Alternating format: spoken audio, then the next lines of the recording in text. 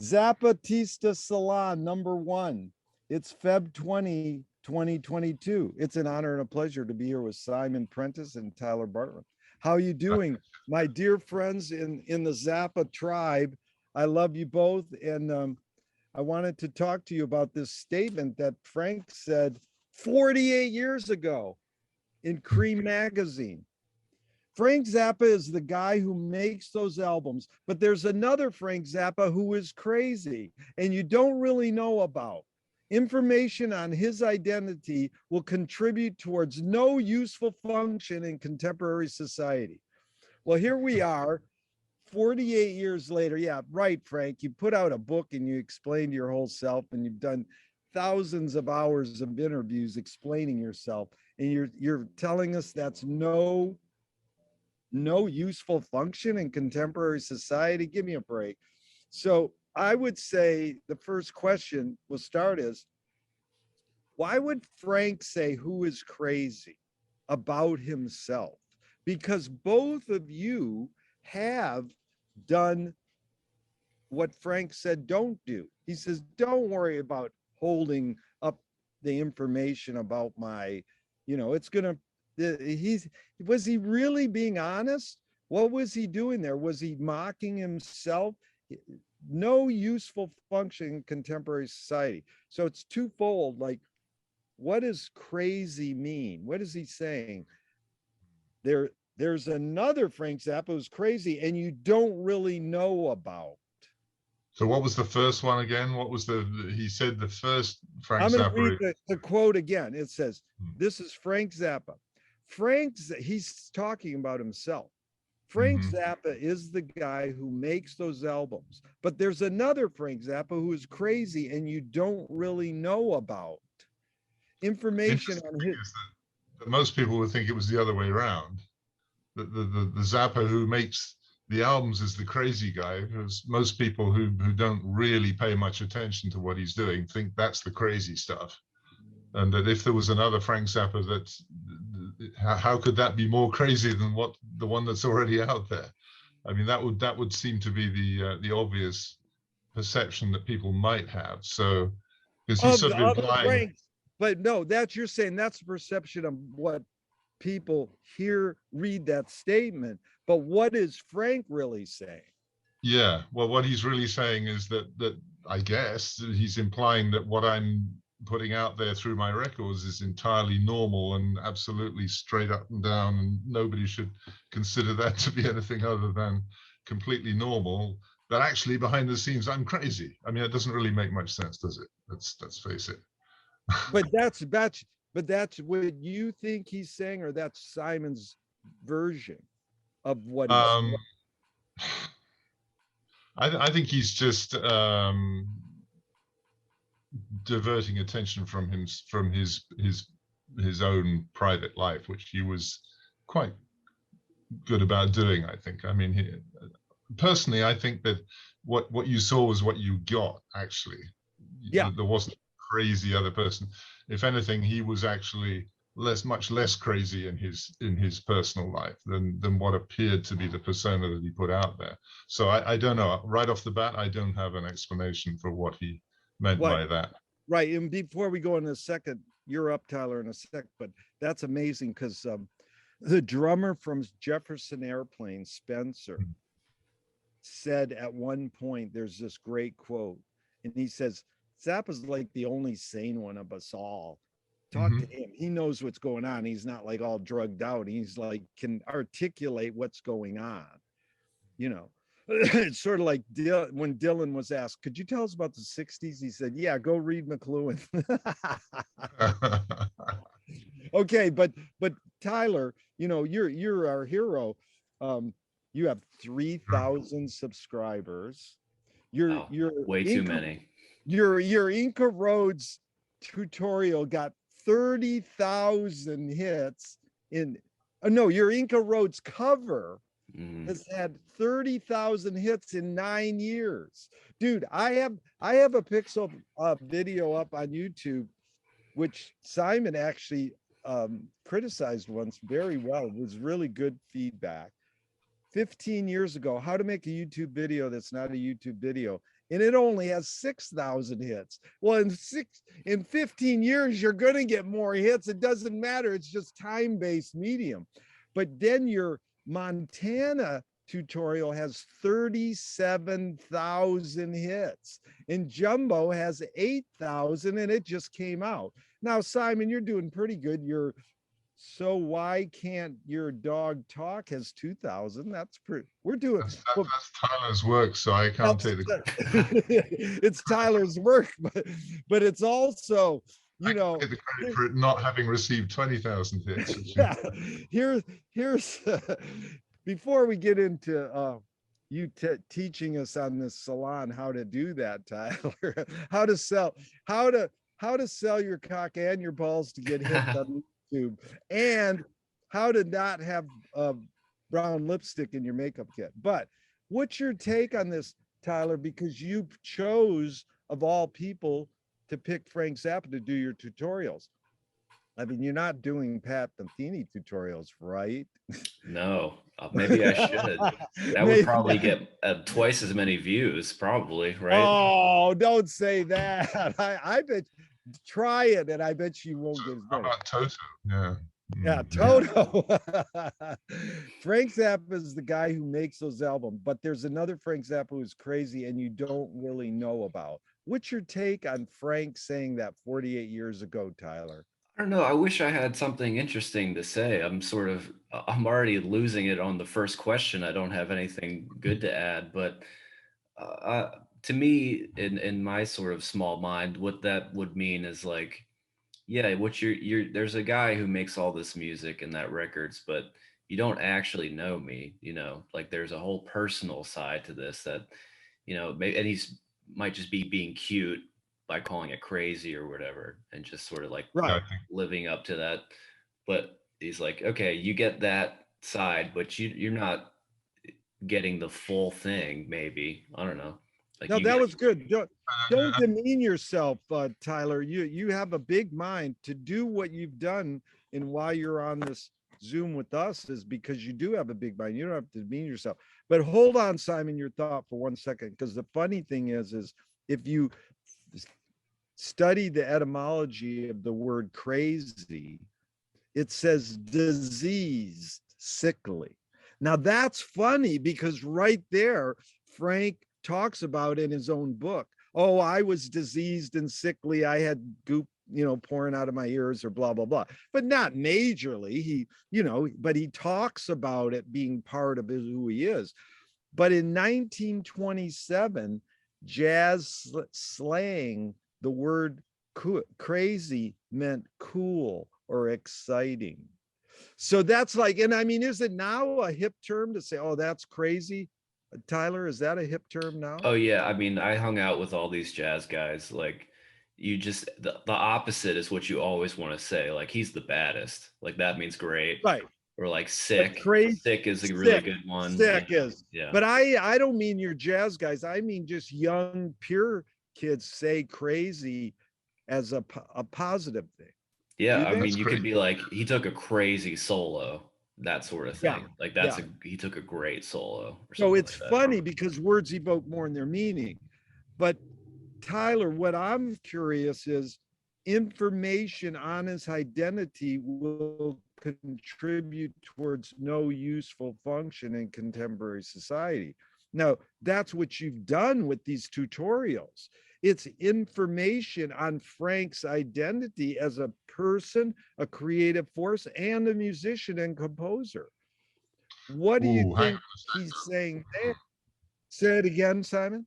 I was going to say, is that right? No, I think maybe what the nub of that would be that information on his identity as a personality will serve no useful function, but information about what his work is and represents would perhaps serve a social function. And I think that's what Tyler is doing. I mean, I think to be able to pronounce a fancy word like esomalism and also explain what it means does have a useful social function. And that perhaps that also is a way into thinking of what he meant by being crazy, because if you can do that kind of shit that he appears to have done, which is just recycle one melody through about 75 different iterations without anybody being able to tell that it's the same fucking melody.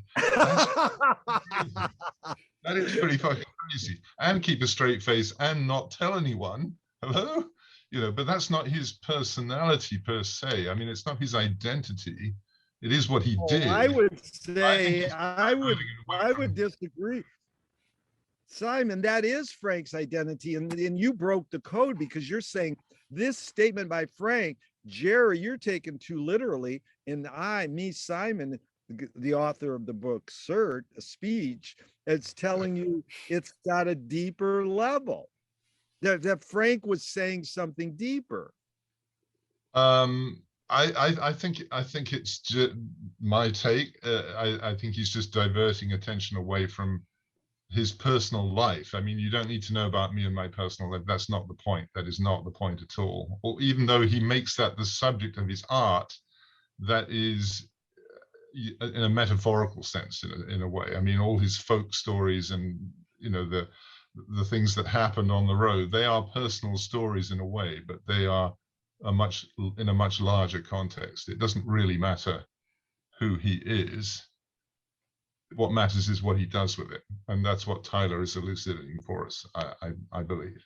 I do, but I still contend you can't separate the art from the artist. No, you can't. But it is the art that counts. It's like, you know, the art and the footballs. It's the art you want to dig up. You don't want to dig up the bones and polish them. There's no point really. Yeah. And in a way, you don't need to know about the artist's life to appreciate. I mean, all the stuff we don't know about Mozart, for example. I mean, really, we don't know very much about him. We can appreciate his music quite well, you know. Right.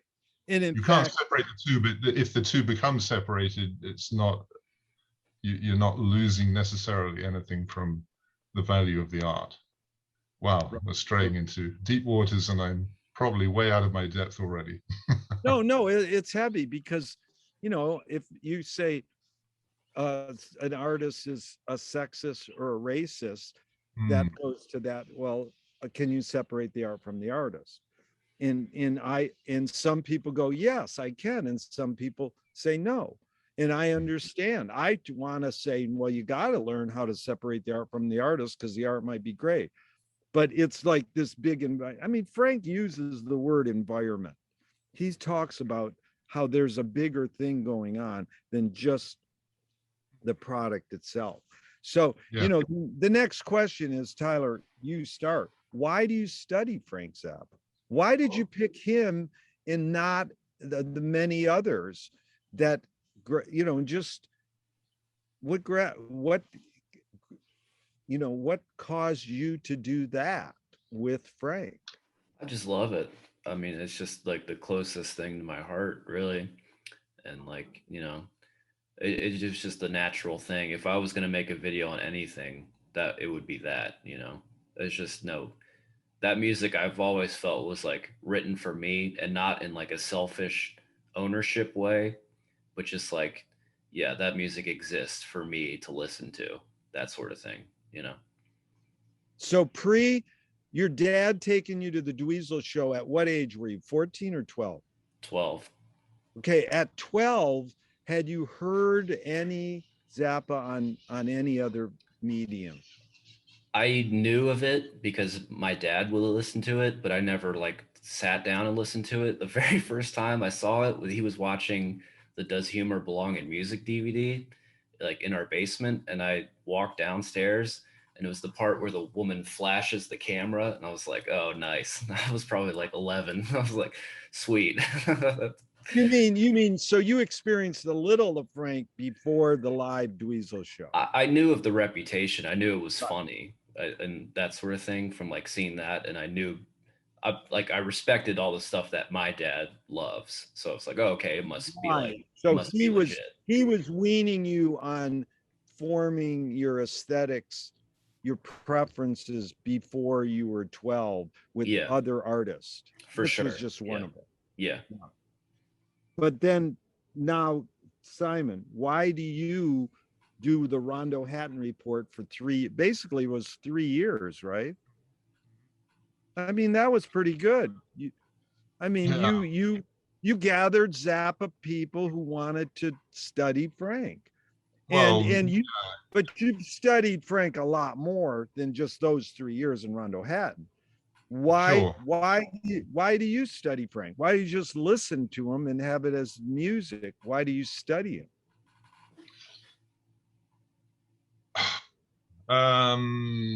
Well, I don't really consider it studying it. I just consider it deepening my listening appreciation. I don't, I mean, it's the title of the forthcoming book is going to be, I don't care if you think it's silly, folks, The Strangely Sane World of Frank Zappa. That's the sort of, because I think I would be quite happy just to listen to it and enjoy it if it weren't for the fact that when you fess up to listen to this strange stuff and people go, oh, that's fucking crazy, why are you listening to that? And you think, no, it isn't, this is the sanest stuff I've ever heard. And you find yourself in a situation where Yeah. you kind of explain why that is, to some people anyway. And it's I mean, like Tyler, I didn't really have a choice in the matter. It wasn't that, well, I could have been interested in Bob Dylan or Jimi Hendrix or somebody else like that. It was like he just spoke to me straight away, both musically in terms of the interest of the material that was just, you know, what it does to your ears. And then when I began to understand that he was speaking about stuff, just the things that he was talking about and the way in which he was doing it struck me as offering a completely different paradigm to what you were getting from the usual sort of, you know, the fame machine, which is just churns people out to say the usual stuff. He wasn't saying the usual stuff, and he was taking me to places that I'd not been. So I study him because I still find that the case. I mean, it's rare that you can go to any interview with Frank and not find at least one nugget that is just, wow, how did he think of that? You know, it's a constant stimulation. It's a constant opening up of worlds. And that's why I study it, because I like that process. Yeah, I love that because to prep for this a little, I thought, well, I'll just go to YouTube and click on that.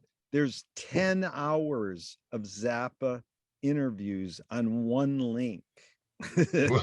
It's called Whoa. Frank Zappa Interview Collection, 10 hours.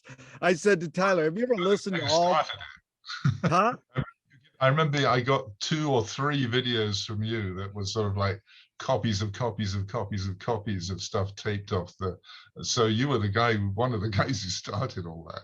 It's amazing Well, that. I mean, yeah, it was amazing that someone pasted them together because right off the bat, the first one, Frank's going, people who watch TV are horrible. They're brainwashed by TV. TV's horrible. On TV, Frank's telling us this. And now for the next 10 hours, I'll tell you how bad TV is. And then at the end of his life, Frank says, all I do is watch TV and laugh. You know, it's like you are what you hate all the way. Bob Goldthwait, who was a great Zappa fan.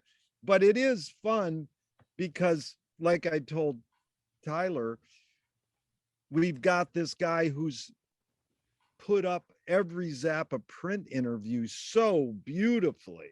And you can just Google one subject and shoot, go right to it. But no one's transcribed every Zappa audio interview, video or radio or taped. And that's like, come on, Tyler's generation, that's a no-brainer. You just get some code kid who, you know, and it shoots it into the internet and transcribes all the audios into print. We're not quite there yet, but yeah. Yeah. But here's the thing, my friend, you've heard this before. My friend says there's 3 T's to music: taste, theory, and technique. What was the first one? Taste. Oh, taste. Okay. Taste, theory, technique. So it goes along with Dave Liebman, who played with Miles. He said it's hand, head, and heart. Head is theory. Hand is technique.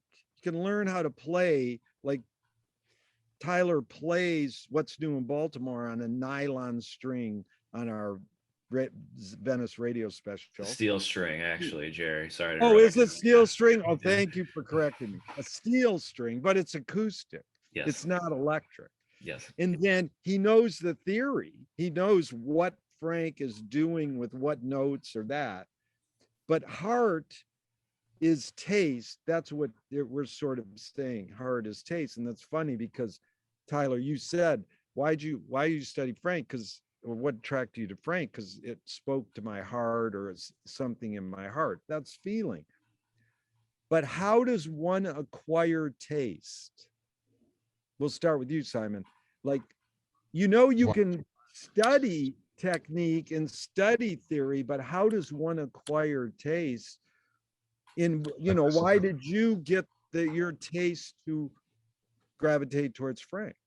By listening to your heart. That's the only thing you can do. I mean, your taste is you, and you follow the things that you like, and you try not to avoid being corralled into areas that you don't feel by the rest of society that's trying to make you think you should feel and behave in this way, and you just follow your heart, and in that way you will develop your taste. And if you end up wearing a pink jersey on screen and looking like a dork, then so be it. That's but that, Simon, that sounds way too romantic, and I love your answer. It's great, but it sounds too romantic.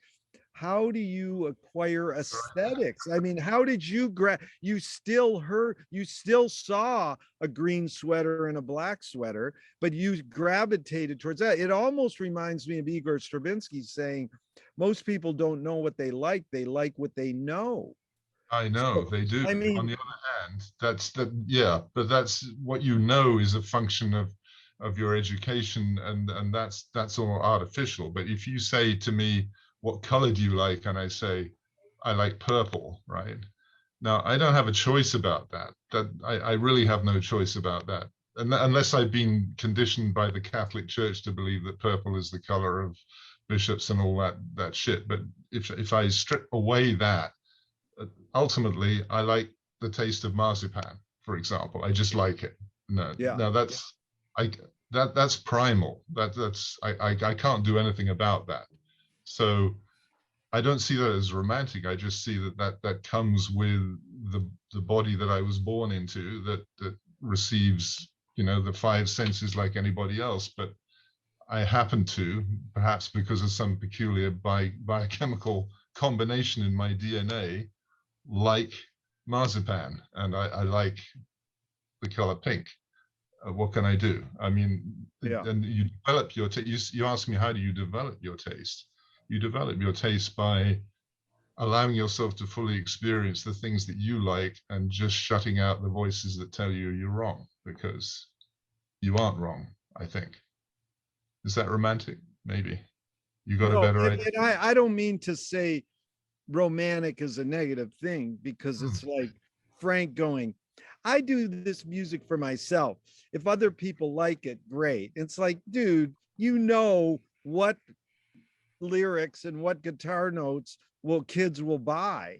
And he admits it. He goes, I sang Dynamo Hum a million times to finance baby snakes. It's like, well, Dynamo Hum is a special case, I think. I think you go back now, like you did with You Are What You Is, and you listen to these pop songs Frank wrote, Charlie's Enormous Mouth, and you go, that's just pop music, but it's fucking great pop music. And Dynamo Hum and Camarillo Barillo are great songs, but you have a reaction when they're overplayed, and they're the ones that become. But let's go to Tyler. Tyler, how do you form taste? Because your dad was playing you. A friend of mine says, how do you get taste? She said, immersive. You're immersed in things. Or most people go, how do you get taste? By listening. Those are the two easy answers. But your dad was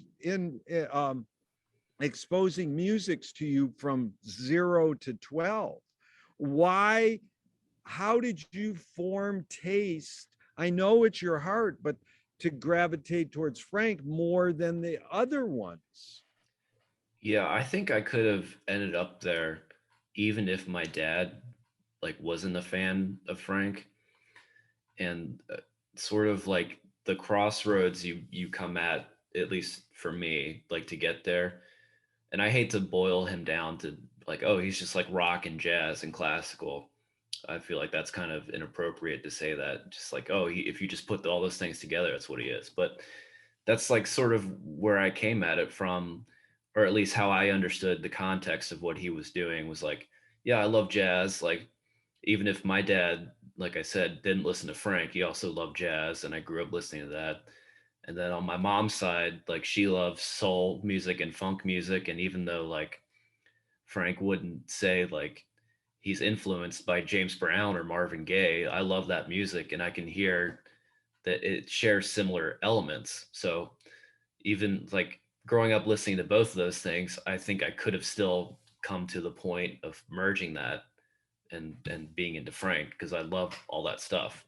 I didn't come from a classical thing. Like I got into that sort of after, but even still, just those two things would have been enough. So like that's sort of how you can develop taste, I guess, is like if you just keep building off of it, sort of. I don't know. That was good, but it's also, you're saying it's partly the immersive um, environment your parents raised you in Yeah. with the diverse music. Yeah. Because I mean, come on, George Duke quoting shortening bread in the middle of Studio 10.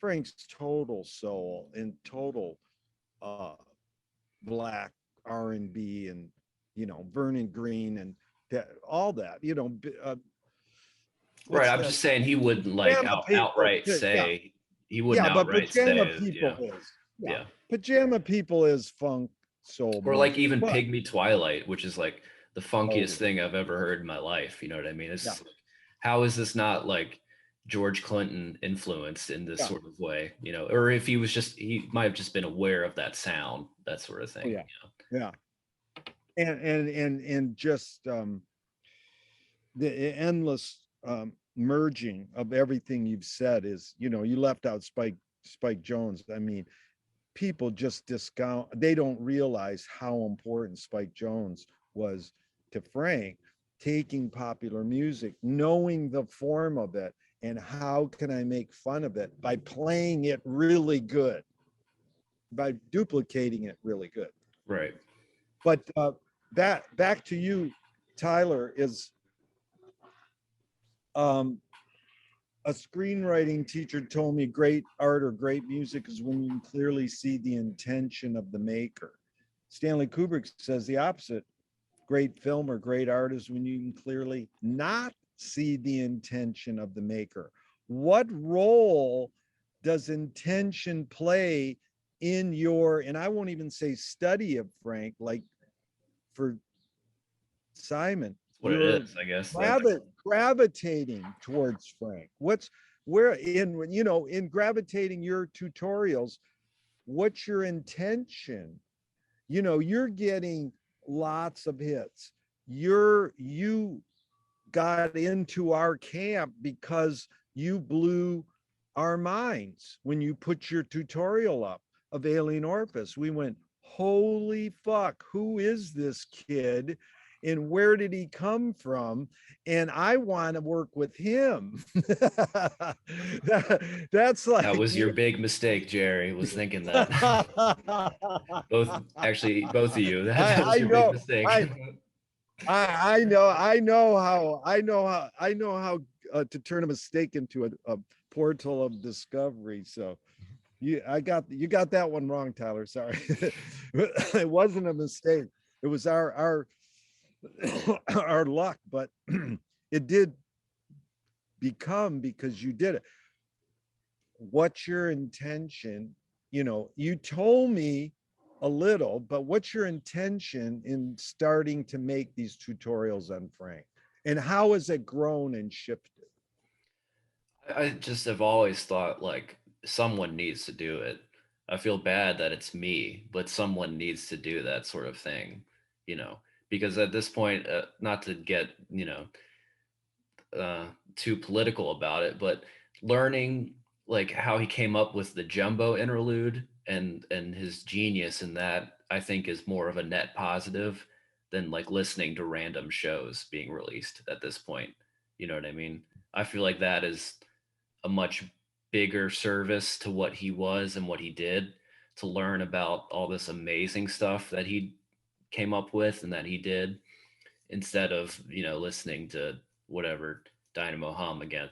But that's sort of where I come from. I mean, originally I just started it because I thought it would be fun, and I lost all my gigs. That's like the most clear Because thing. COVID. Yeah, So yeah, that was a good example. You turned a breakdown COVID into losing your gigs, and you're sitting at home. yeah. I can't act almighty like I'm doing this because we need to learn about it, when I just had nothing else to do. But yeah, that's basically it.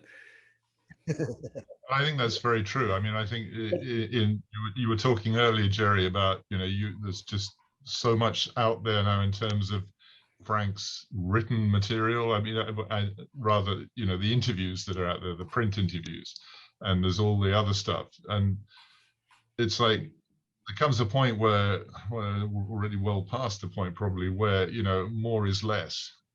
What we need is, I mean, what Tyler's talking about is making the trying to drive into the essences of it and find out what's the linkage between all this stuff. What is actually not just another interview, but what's the master key here? What's the way in? How do you process this stuff? Because there's too much. You couldn't possibly, probably by now, maybe Tyler or some people have heard all the bootlegs that are out there, but it's impossible to really get a handle on the enormity of the amount that's out there. I mean, this is a different realm to, even 50 years ago, or certainly 100 years ago, where you didn't have that massive material out there for any one artist. It was possible to get a handle on it. Now there's just too much. So that makes the edit even more important, I think, in terms of just trying to draw the strings together and go, look, this is what's really going on. There's this crazy, just to go back to the first part of the conversation, there's this crazy stuff that seems to be going on, but actually what's going on is this. And, the strangely sane world of Frank Zappa, actually. Yeah. That's what I think. So I'm with Tyler on that one. I think that's good plug for your book, Simon. but it's funny because it was something we were talking about this earlier, and it is amazing that Frank says, hey, I'm a devout capitalist, but in essence you start listening to the 10 hours of Frank Zappa interviews on YouTube, and he just dissing the man, capitalist society, how money people control taste. They run the record companies. They tell you what can be on TV and what can't be on TV. And in the big picture, and then Frank flips it, and this is his how do you embrace contradiction? They're going something about mass taste, and he goes, well, I think mass have good taste, that the people in the mass have the ability to pick and choose.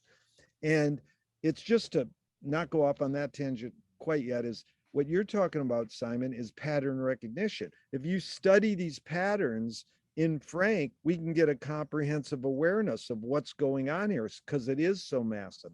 Hey, 60 albums is way enough for me. And then Tyler says, hey, the new 200 Motels release has Simon on it. It's like, oh my God.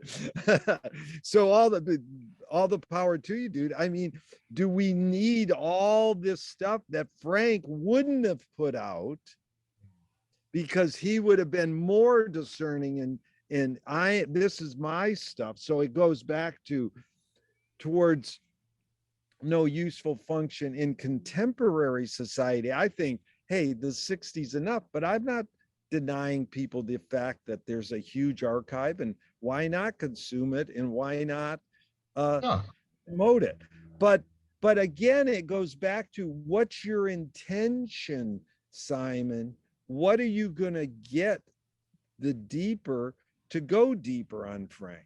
Why do you do that? You know, that's what I'm trying to pursue a little too. Okay. Probably at a very basic, selfish level, to clarify my own thoughts as much as anything. Right. I mean, I'm not doing it in the sense of, I mean, I guess there will be people out there who also find it interesting. I mean, this is sort of almost like the Frank thing. It's like, well, I'm doing it for myself, and it's true. I am doing it for myself. I'm not, and I just think that there is such a mind at work here behind what he did. I mean, Tyler was talking about the way he merged together all those different streams, and whether he did, or you mentioned Spike Jones and all that. What it is, he's somehow managing to merge things that never belonged together in the first place, but nonetheless do belong together. And it's that algorithm, it's that pattern that is the interesting thing to me. And I think that's visible not just in his music, but in the whole way he talked, the whole way he was. He just had this ability to sort of spot connections in things that are there. And it's not about him being a genius or anything. It's out there. It's just that few people actually got to the point of being able to articulate it. And I would like to just make some kind of contribution to showing how that works. And yeah, well, you know, that's my motivation, I guess. Yeah, because I think it's amazing. And I spent a lot of my life running up to people, not running up to people, but meeting people, running into people who go, why do you like Frank Zappa? You know, and we've all been there. Come on, you know, it's sort of saying you have to go, well, you know, and then you say whatever you say, but there has to be cleverer ways of saying it. So I'm constantly trying to sort of just get down to the gist of it, the nub, you know. Yeah. That's what it is. No, it is. It's an amazing thing because most of us do that who are hardcore Zappa people. We already know people hate him, but they're like, well, listen to this. I mean, Khalil went over to Brad's house one day and played the piano and just played a Zappa lick on the piano for a few minutes. And Brad went, is that Stravinsky? And that was the highest compliment, I thought, because, you know, Brad knows music really well and deep. He knows Fats Waller was writing some amazing stuff at the end of his life. And it's deep, but he doesn't know pop and rock music really well. But just to connect that was a beautiful thing. Does he not? Does he not know about Frank? He must know about Frank. No, he knows. No, Brad knows about Frank so well that on America Drinks and Goes Home, I bet you, Tyler, you study this one. If you listen to the piano on America Drinks and Goes Home, Brad can tell you who Frank is imitating there. And it's some obscure, like pop pianist from the 20s or 30s or 40s, like cocktail pianists. And no one, I've never, I mean, I don't survey all the Zappa info now, but as far as I know, no one could say, who is Frank imitating there? And Frank might not even know the guy's name, but Brad can go, that's who he's doing. And then you could compare it and go, oh, that's who he's doing it. You know, it's like when I saw Frank say to Chad once at a rehearsal, play like Herman's Hermits. You know, and it's like, how many people know? I grew up on Herman's Hermits, so I know. What is that, Jerry? What is that? Herman's Hermits had a hit from the 60s. Yeah, they're a pop act from England. Herman's Hermits saying, I'm Henry VIII, I am Henry VIII, I am, I got married to the door. Sorry. You know, it's like Ian Whitcomb hung out at Brad's house too, and he got swooped into that Tin Pan Alley moment in 60s music when Winchester Cathedral came out, when we were hearing this old Tin Pan Alley music from England as pop hits in America. And Frank hit on it right away. There's one song that's totally like Winchester Cathedral that Frank is making fun of. He, you know, he got caught up in that style. But I've got about 10, 15 more minutes. You guys can go on forever, but I wanted to bring up this because congratulating Tyler in becoming a father soon, and Yeah. Simon having the balls to be a father and raise two sons. Nothing to do with me, mister. And I know your sons are good guys. You did a good job. But in the new New Yorker, they have a great article on James Joyce. And it says the father's most dutiful offsprings are known as Joyceans. So we're like Zappatistas, you know, and we've churned the churn of the Zappa industry. They call it the Joyce industry because it is a Zappa industry. Whether Simon can make money on his book or Tyler can make money on his tutorials, you guys, it doesn't seem to really matter. You're just driven to do this because you like it and you're searching for this meaning. Why me? Why Zappa? Like you said, Simon, like why are you doing this? To figure out what, you know, life is. So has spawned a vast apparatus of commentary that even they have deemed oppressive. And here's the quote: those of us who love Joyce, just substitute Frank, must also hate both him and the industrialized critical tradition that now trails in his wake.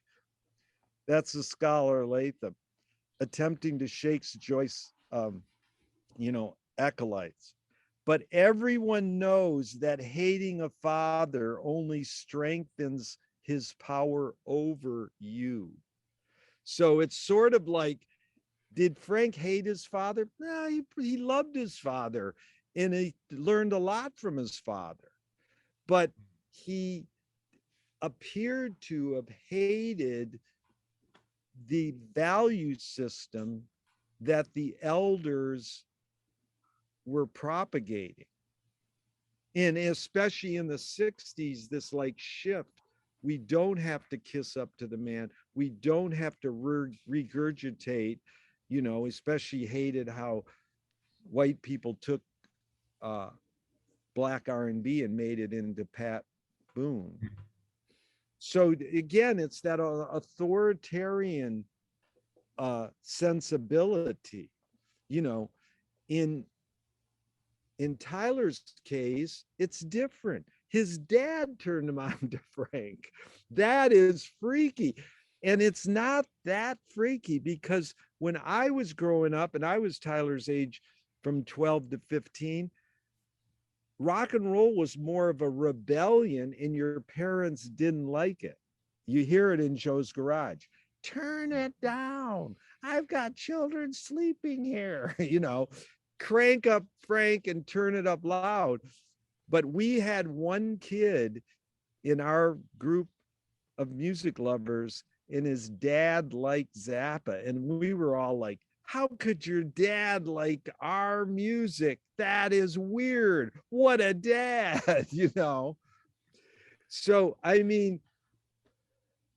Well, that was a kind Simon, of a generational moment that sort of maybe our children don't have. I mean, Tyler, you're in our children for that purposes of that remark, I guess. I mean, it's not so much that there's an edifice that needs toppling in quite the same way, I don't think. Well, maybe Tyler should speak to this, but I think there was much more of a clear revolutionary break in the 60s with what had gone before. There was a whole sort of edifice that needed to be swept away. And whereas my kids are listening to everything, you know, they're listening to stuff I grew up with. I mean, my eldest son knows Pink Floyd better than I do, for example, which is pretty bizarre. He can quote Pink Floyd lyrics to me that I've never bothered to learn, and but they're also listening to what their own music, and they're listening to classical music. It's sort of everything has become,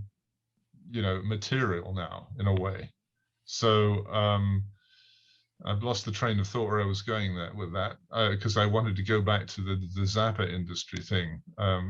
Maybe that'll connect it up when we get there. But I think, you know, the Joyce industry, that really is a serious industry. I mean, you have this entire academic world that is sort of dedicated to that. We're nowhere near like that with Frank. I mean, there's maybe, what, half a dozen people around the world, possibly, who have some sort of academic, make an academic living out of Frank, at least partially. But other than that, it's an industry on the net to a certain extent. But we're a long way off reaching the point where he's a sort of a father figure that spawned this vast industry, and we need to knock him off his pedestal. Far from it. I think we've hardly even got to the point where people recognize who he was. I mean, Joyce is sort of recognized around the world by people who mostly don't understand him, I guess. And Frank mostly not understood, but he's certainly not a household name in the way that James Joyce is. Yeah. No, I understand. And it's funny what you brought up, because I'd love to hear Tyler's take on that, because I have one more thing before I got to go in about 15 minutes. But any comment on that whole idea, Tyler, of you're reacting to your authority figure, like Frank reacting to the authority figure in his creative process? It's almost like, was he partially reactionary? You know, I can show them I can do something different, you know.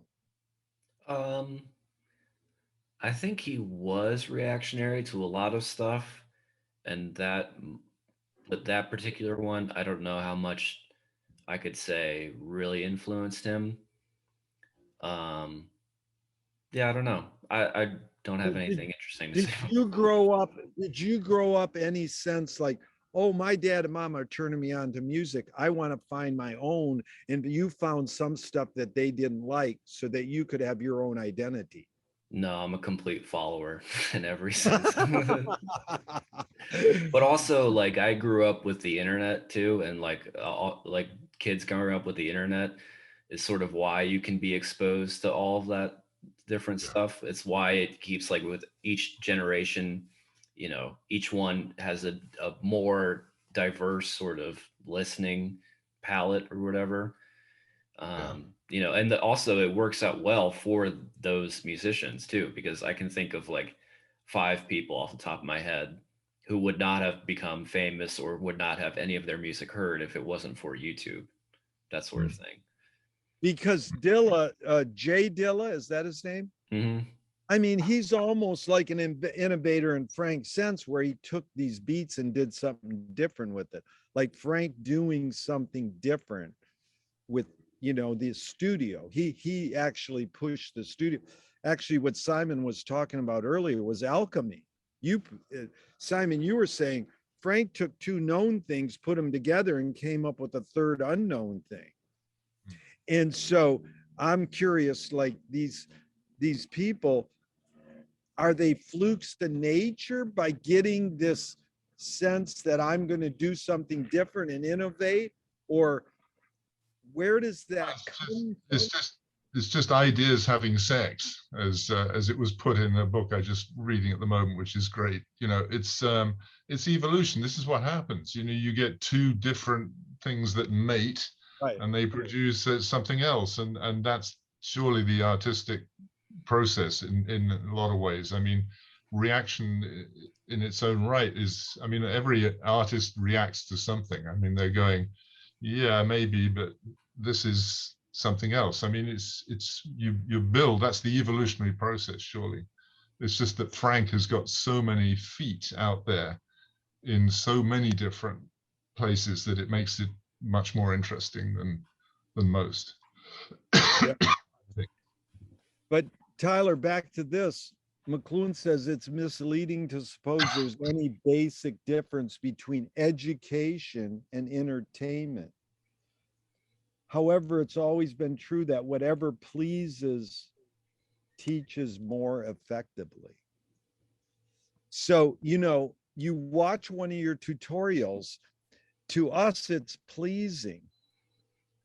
Is it entertainment or education? I know there's a fine line between it, but some of us elderly Zappa fans, we don't know notes. My favorite thing I tell all my friends is, you get to watch this green line run over the note. In visually, it's so exposing, like the man behind the curtain. You're seeing that, like Warren says in Baby Snakes so well, people think Frank's some wild guy. They don't realize there's notes involved. Yeah. That is like the direct, that green line is the direct thing. So talk about this. Whatever pleases teaches more effectively.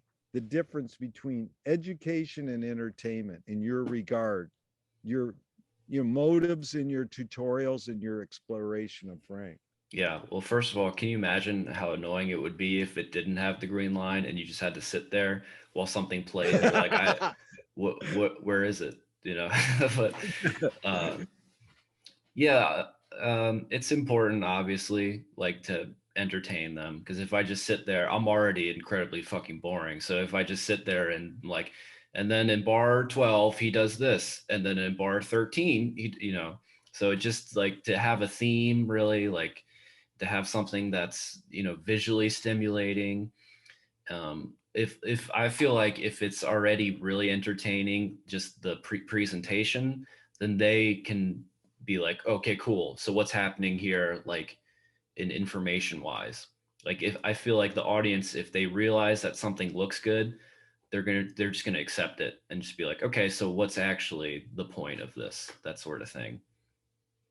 Yeah. And again, this is Frank's modus operandi. I mean, he's presenting, I mean, as you show in the Jumbo thing, I mean, all that stuff, all that Webern and Verest that he listened to and loved, and I spent my life thinking, okay, yeah, but where really is this? And in Jumbo, he's slammed it all in there in this way that is, you're listening to it because of the envelope and the package that you're taken in there, and wow, this is an amazing song, and suddenly, whoa, what the fuck was that? And you take it because of the way in which it's presented, and so it's absolutely true that the you're making it acceptable by having it as enjoyable as an entertainment form, and that's your best form of education. Otherwise, you're just in boot camp, aren't you? I mean, it's an unpleasant experience.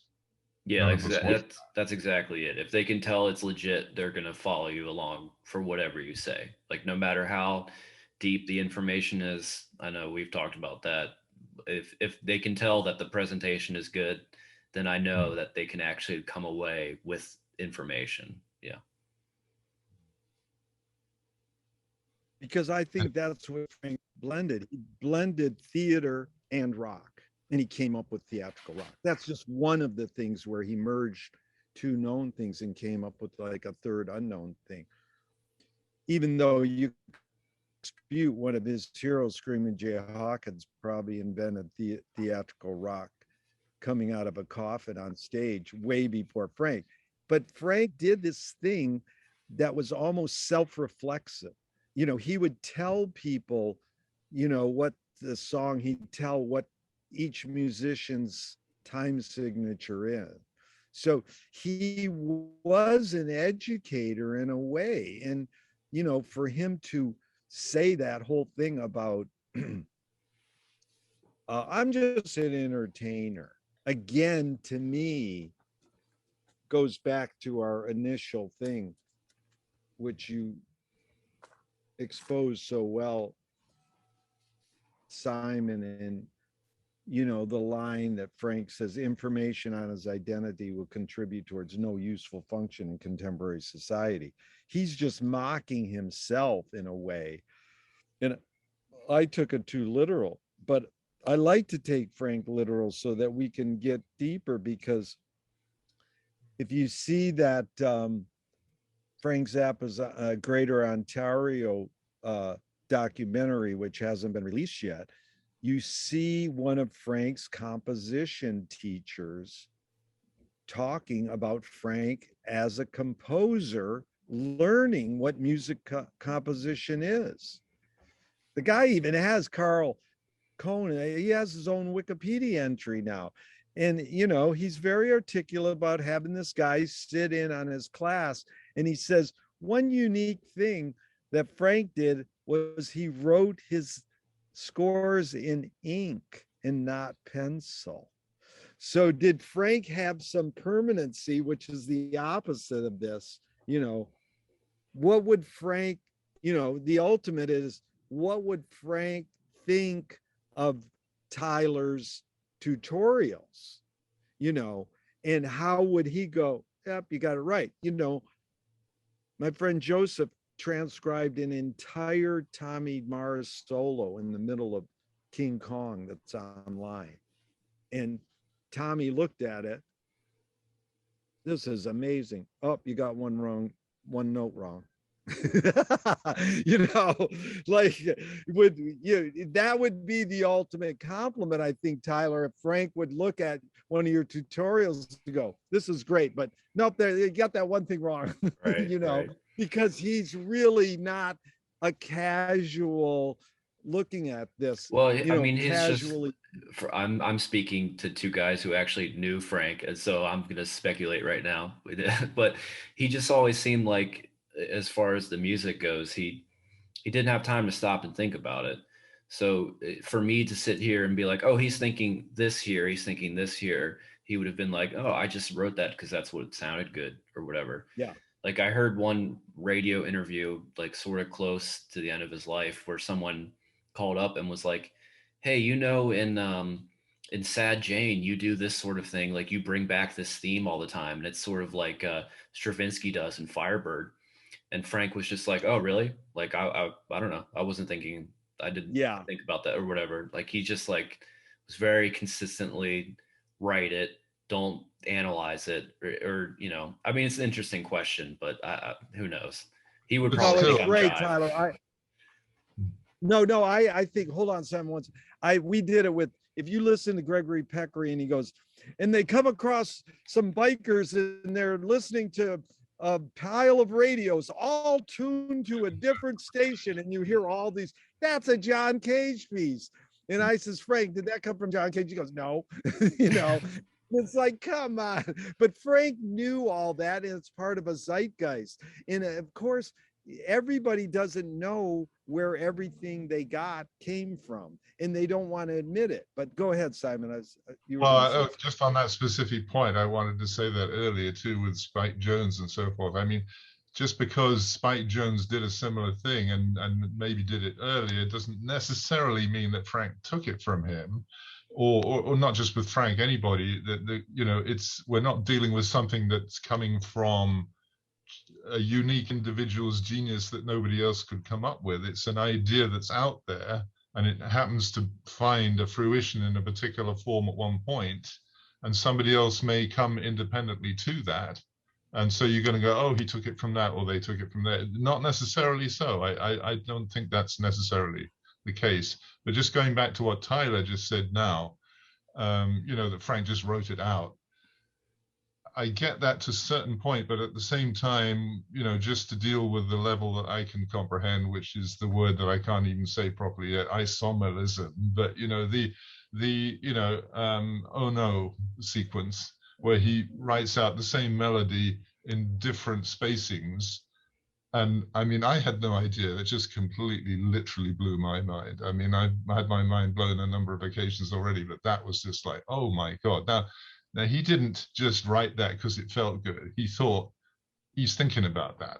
Right. And all those different iterations that you elucidate all through the Jumbo episode, That's a mathematician at work here. This is some guy who has a very clear idea of how he's going to manipulate a particular melody, which he may have just written down originally, but nonetheless, having got it, he's then thinking, how can I fuck with this and just make it in all these different iterations that nobody's going to know? That's the thing that really blows my mind, is that he didn't tell anyone, you know, or that, well, maybe, I don't know, maybe Tommy, have you had this conversation with Tommy? Is Tommy aware of all this stuff? And did he, if anybody talked to Frank about it, would have been Tommy for sure, I would think. This is directed at you, Jerry. I don't know if you. I know what you're saying, but my time ticker is Okay.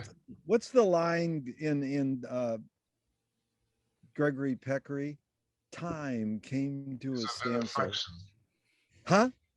Time is of an affliction, which doesn't seem to make any sense in English, and it's been bothering me for 45 years. But there's another line, doesn't he say time comes to an end, or you know, that he says the eons are closing.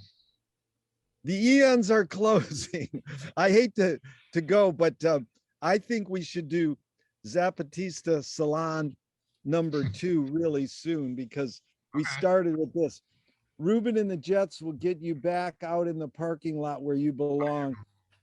Zapatista Salons will get you back in the Zooms where you belong.